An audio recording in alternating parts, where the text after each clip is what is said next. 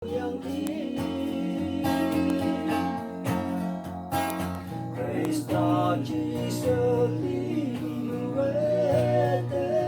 mà nay dân xa cây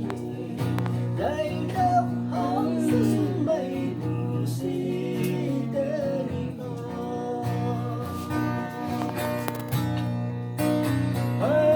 Hallelujah hóng xin mây bù cao quang sớm xì ni nương quang hê nhu hoa đem mang chừng nam pha ya nên lê như sông hà lan tê mang tê mê tí xì hoa hằng mê sinh hạ ta bơ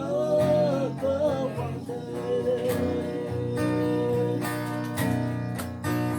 quang hê hê đâu xem bù xê quay cây đâu quang miên bù xê hằng ngồi em mây bước đê món cơ ta lan vì bù nấp nhạc xin hằng quơ hằng ngồi em bê lạc lạc hằng ngồi em mây bước đê món có nhạc cha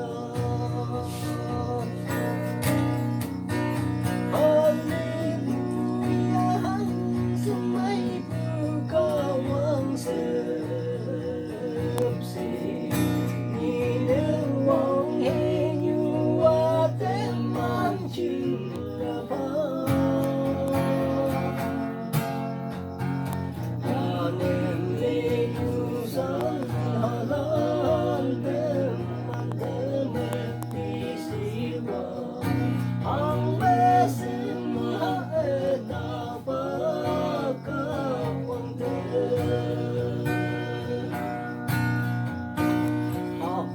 Apalane karisa pie okuse oda Ikario katok melukem Ikem dukatok nyuwa kawang eleng kunemo Iota pute kawang niyelay Hallelujah hằng xin mây hương kawang sớm xì ni nương quang hê nhu hoa đem mang chừng nở pha ya nên lê nhu san hà lan tê mang tê mê tí xì hoa hằng mê xin hạ ta bơ cơ quang tê ai ông cho quê hát như nhí cao quang vây vây phụ nề dục nộp chừng ngoan thế yên yên cho